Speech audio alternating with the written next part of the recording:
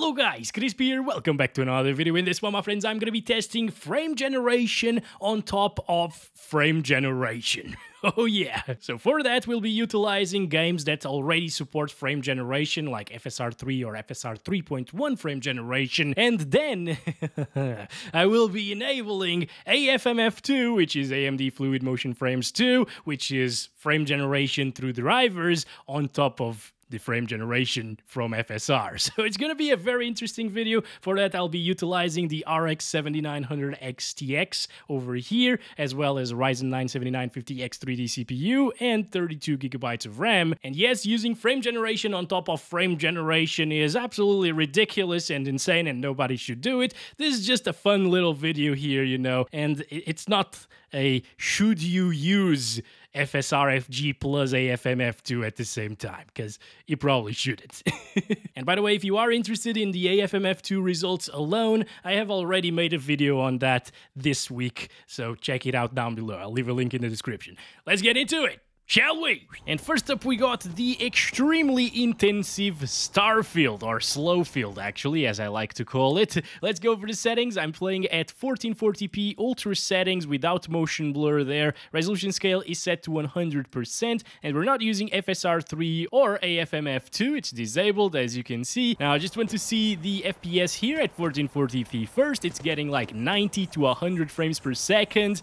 Remember when this game came out and this was like the most intensive thing that we had ever seen in gaming? Yeah, and the most broken one as well. It's not anymore, right? Getting like 90 FPS at 1440p max settings, or close to max settings, is pretty normal these days, and sometimes you even see less FPS. Take a look at, for example, Black Myth Wukong or other UE5 titles, for example. So we're getting 88 FPS right there, and let's enable the frame generation here from FSR 3. So since this is FSR 3 and not 3.1, you actually need to have FSR 3 enabled to utilize frame generation, but the good thing is you can keep the 100% resolution scale right here. Let me just disable the dynamic resolution. It's not doing anything really if it doesn't drop from 60 FPS, but still, here we go guys, frame generation on top of 1440p native resolution. Wow.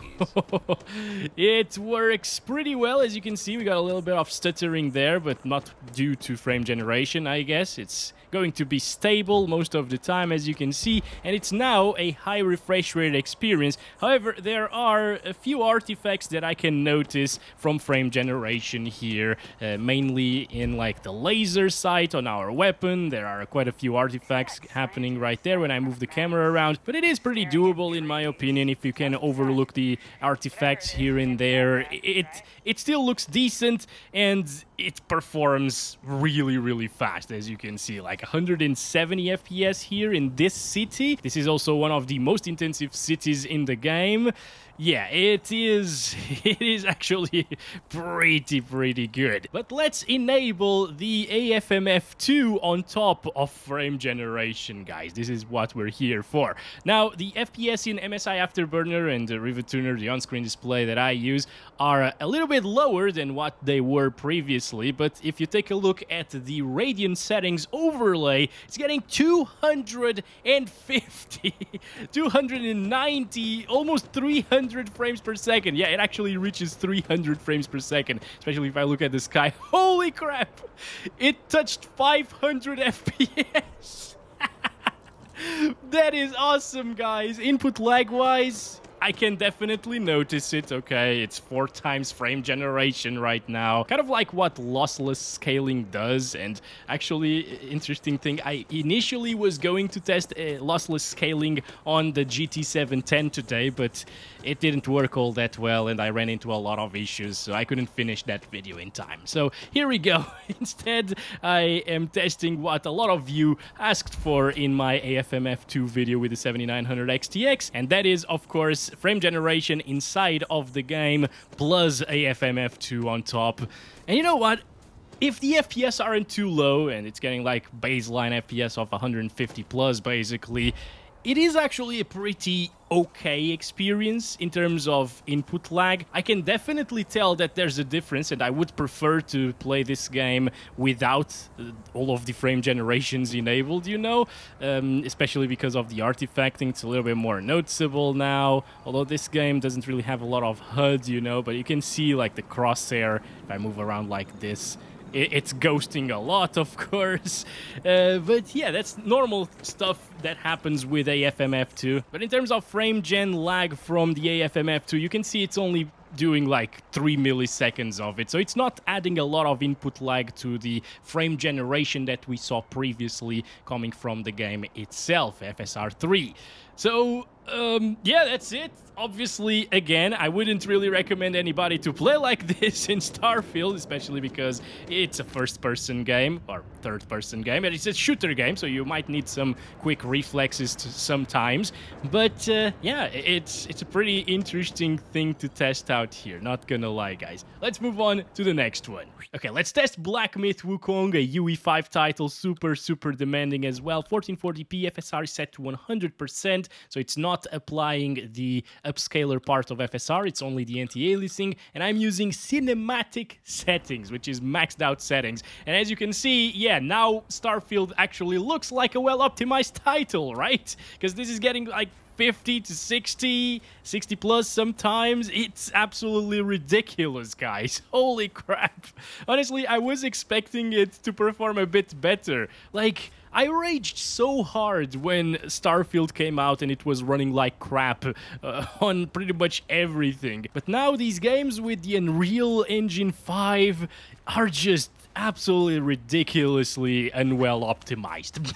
Okay, not well optimized at all. Obviously, though, you could adjust some settings, and I highly recommend you to play with optimized settings, because with those, I was seeing 90 to 100 FPS here, with very similar visuals as well, but for comparison purposes with Starfield, I chose to go with the max preset in this title, and damn, it is extremely intensive. But let's go ahead and enable that FSR frame generation, guys. And this is without ray tracing, by the way. I forgot to tell you that, but yeah, it is without RT, and whoa! Alright, this implementation of FSR 3 feels extremely good. Damn! Probably because it is below the 120 FPS mark, which is the hertz of my monitor, so the screen tearing isn't kicking in because VRR is still working here. We're within the limits of the monitor once again. So yeah, it feels really nice actually, guys. I wouldn't really have a problem playing like this, once again. Like, if you want to max it out at 1440p resolution with the XTX here, it will deliver an awesome experience still, as it should. It's a very expensive GPU, once again, but yeah, it sucks that we need frame generation to play with these FPS. I mean, it's still dropping into like the 80s and 90s sometimes. Yeah, it's alright, guys. I could definitely live with this. And it's a better experience with frame generation, in my opinion, than it was with just the normal 1440p resolution without FG, because it was dropping from 60 and now it is buttery smooth. So let's go here. Actually, we don't need to go here. We just need to go to the Radeon settings over here and enable that AFMF. And now look at the FPS on top there with the on-screen display from Radeon settings. Again, it will be lower on my on-screen display, unfortunately, but yeah, we can still see it. It's above 200 FPS sometimes. Kind of crazy, guys. Although I'm seeing a bit of flickering happening. Yeah, on these bushes right here, whenever I'm moving in this direction for some reason, and in this direction as well, there is a lot of flickering happening. So obviously that's something to be expected. Maybe it didn't flicker so much in Starfield because everything is super static in that game. And in this one, no, okay, the leaves actually move on the bushes and grass. Ooh, but yeah, that's a lot of flickering, guys. I'm not sure if it's coming across through the capture card, but damn. Okay, I really don't like that look. Obviously, once again, nobody should do this. I'm not sure if we're gonna find a game where it actually is amazing whenever it comes to double frame generation, basically. But yeah, maybe for a super high refresh rate monitor at 200 FPS average or something, whatever we're getting here, it would be awesome, but the input lag, it's a little bit more noticeable right now, and it's more noticeable as well here than it was in Starfield, very likely because the FPS are just lower, of course. So it's not terrible, although the artifacting is absolutely ridiculous whenever you turn your camera really fast. And I'm sorry guys if you're going dizzy while I do this, but it's just so I can notice the artifacting and stuff like that, and it becomes super artifacty. But that's it for Wukong. Let's play an online first-person shooter next.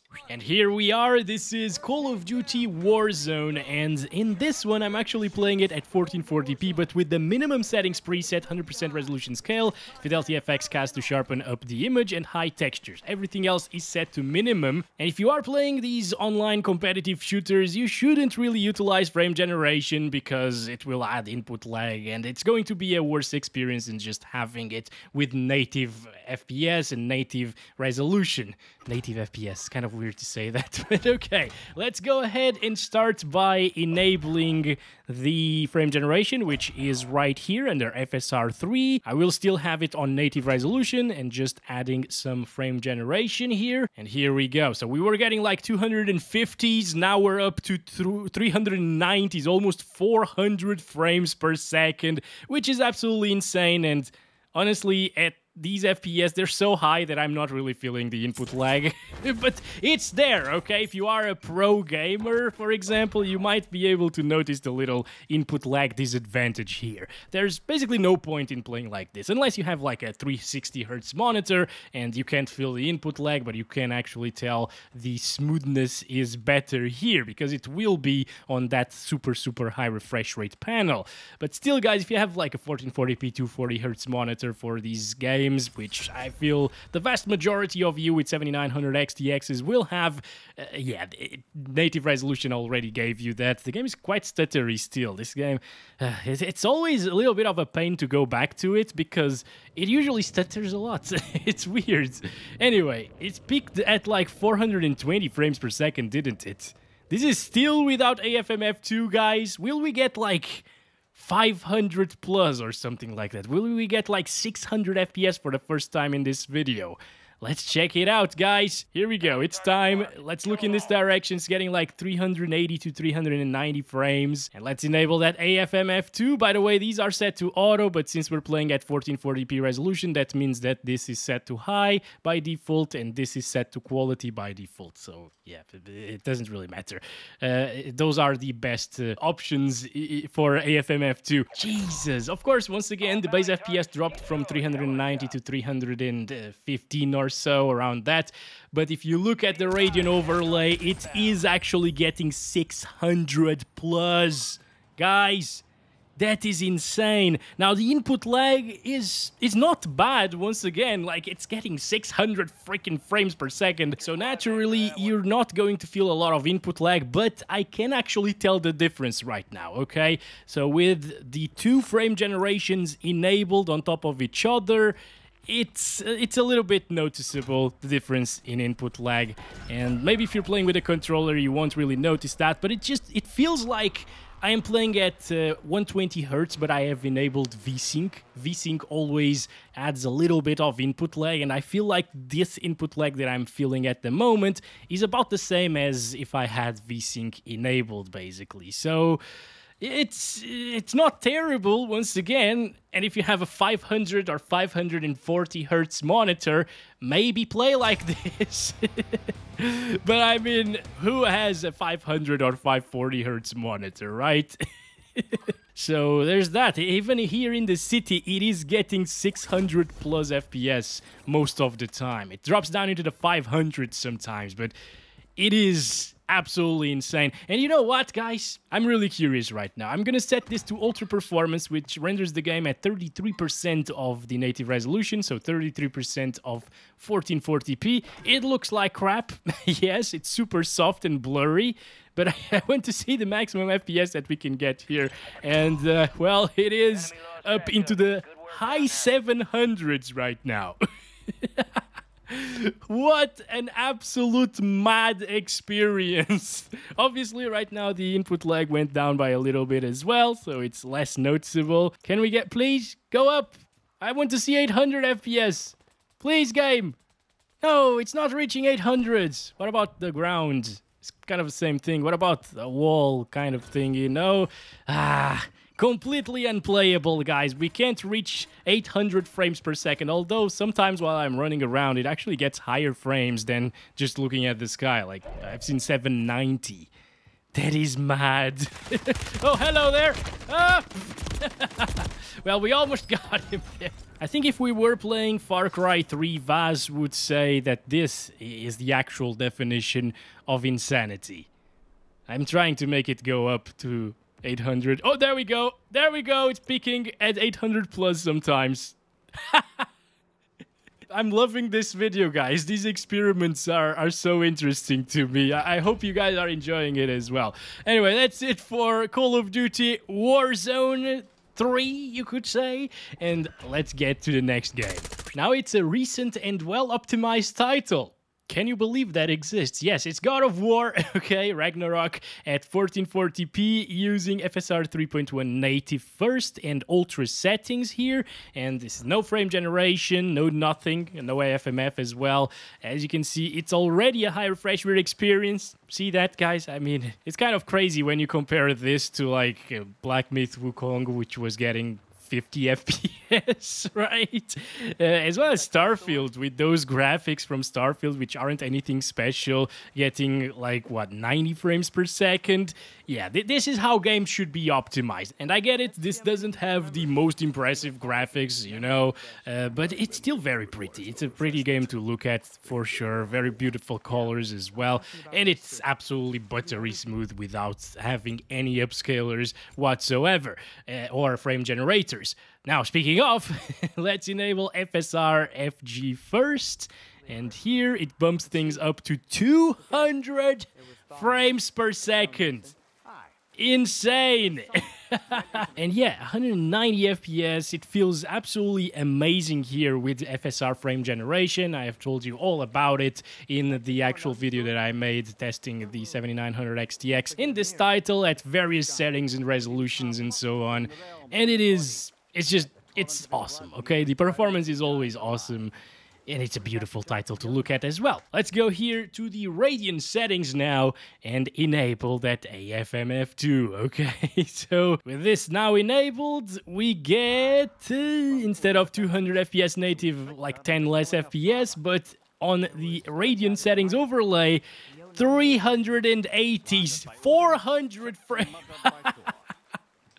What? That is ridiculously high, guys. I thought it was going to be a little bit lower than that for some reason. I mean, I should have seen it coming. Starfield was also getting around these FPS, right? But it's just a beauty to behold, my friends, to see those super insanely high FPS. And in terms of input lag in this title, for some reason, it doesn't feel as bad as like Call of Duty Warzone with both technologies enabled. But yeah, it might be because this is a single-player title, like slower paced as well. It runs very well with the controller, you know, if you want to play like that. And even with mouse and keyboard, I'm not feeling the input lag, guys.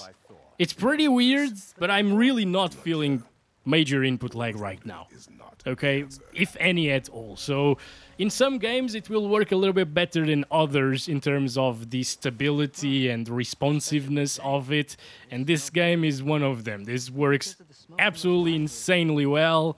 Over here, I'm not seeing any ghosting or motion blur from the two forms of frame generation that we're having here. It's kind of crazy. Would I play like this? Probably not. Again, native resolution gives you the best fidelity in terms of visuals, But I mean, this is so buttery smooth, dude. And if you have that 360 Hz 1440p monitor, maybe consider it.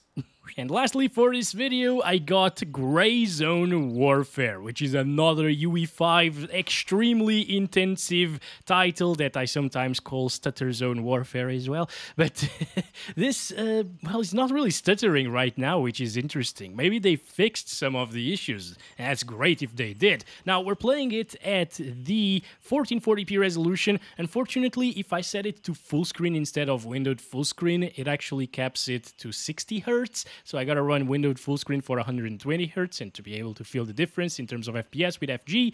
And we're using epic settings, 100% resolution scale, FSR is set to native AA, and yeah, we're getting like 70 to 80 frames per second, which feels really, really decent right now. Maybe there are some frame skips here and there, but super minor, especially compared to how this game released, right? It was a really big stutter fest, completely unplayable, I think, in some systems especially, but it would literally stop for a few seconds, and now it's not. It's actually pretty decent. All right, not bad. So I'm gonna stop it there, though. Where are we going to land? I'm not sure. Probably Bravo 1? No, not really. Yeah, we're going to a very, very far away area. So I'm just gonna enable the frame generation right here. Apply changes. Look at that. It instantly doubled our FPS almost. It's kind of crazy how well frame generation works in this title as well. And it's even more crazy that you actually need frame generation to make 90% of GPUs out there playable in this particular title. Right now, yeah, we've got a little bit of a stutter. It's just traversal stuttering from UE5. They fixed most of the shader compilation stutters, I guess, because I'm not really seeing many. Holy crap. Do you die if you... No, okay. Oh, boy. All right. Anyways, we're here with a friend of ours. He went in that direction. I'm not sure what I'm doing here. But yeah, if you're playing this game and you really want a high refresh rate experience, FG is definitely needed even with a higher-end GPU like this one. Still not as badly optimized in terms of at least average FPS at max settings in 1440p res as Black Myth Wukong was, right? That game... Whew, it's way more intensive than everything that we've seen so far. But anyways, this is a great experience with frame generation already. Input lag-wise, you can feel it for sure in this title. Okay, it's not amazing in terms of input lag, but I think I would prefer stable frame rates without much stuttering or micro-stuttering happening, because whenever you get closer to 60 FPS, that starts happening, you know? And yeah, in this particular title, it's a slower-paced shooter as well. I think I would prefer this experience to the non-input lag one, just because of that insane stability that FG gives you in this game. Okay, can we actually get this one? There we go. I think this was the first kill of the video. All right, I'm going to stop it right there, guys. Let's try it with that frame generation from AFMF as well. Oh boy. Okay, this is it. For some reason, even though we were getting 120 plus FPS previously, this feels smoother. I don't know why. That's really weird. Maybe it's just placebo, okay? It's probably just placebo. But as you can see, it's now up into the 250 FPS mark sometimes. In a super demanding title like this one, on epic settings, that is absolutely phenomenal in terms of stability and super high refresh rate experiences. Obviously, once again, I think FG alone without the AFMF stuff would be ideal, or maybe even AFMF without the FG from the game itself, because I think AFMF2 doesn't have as much input lag as FSR FG, so that could be the way to go here. But it is insanely smooth right now. There aren't many artifacts as well. I'm not seeing them, actually. There are also no crosshairs in this game, so no problems in terms of ghosting with the HUD. In fact, the HUD is super minimal in this particular title. That guy saw us. I got him. Good stuff. You know what? It feels like they fixed some of the issues of this game. It had a lot of latency related to the server. And now, as you can see, I'm able to kill them with a few shots. Previously, I could dump an entire mag on top of one of these guys and they wouldn't die. At least the last time that I tested it, it was this way. So I'm happy to see this, guys. But it feels really nice, guys. Even with the added input lag. Oh boy. Come on, come on. There we go. Oh boy. Oh boy. Come on. I need to get that one. Oh! Okay, this is not the lag that I was telling you about, guys. This is just me sucking at the game right now. That's why I'm almost dead. Okay, that one is dead. I really need bandages. I forgot to bring bandages. We're gonna lose our stuff. Oh no, that's terrible. All right, well, anyways, this is a great experience here with 200 plus FPS and... Oh, hello there. Do you have bandages for me, please? I'm dying. I think I'm gonna die. I don't care. Let's go. That's been it, guys. For the conclusion of this video, I guess you shouldn't really use all of the frame generation technologies at once, really. It's not going to be that amazing of an experience in terms of input lag, unless you have like a 360 Hz monitor. Then maybe it might make sense in single-player games, but for the most part, you should either have FSR FG enabled or AFMF2 if you really want to use frame generation. Surprisingly though, in terms of artifacting and stuff like that, it wasn't too bad even with both forms of FG enabled at the same time. It's maybe because the FPS are way too high already, it's harder to notice that. But yeah, I'm surprised with the quality of the FG in all of these titles, actually. And finally, I'm also very positively surprised about the input lag that both frame generations at the same time give us. Like, it's not huge. I thought I was going to come into this, and especially in the first-person shooter games, I was going to feel massive amounts of input lag to the point where it would become unplayable. But no, it was just a little bit annoying, not completely unplayable. Alright, so that's been it for this one. I really hope you guys enjoyed this video as much as I did making it, and I'll catch you in the next one very soon. As always, love you all. Bye-bye.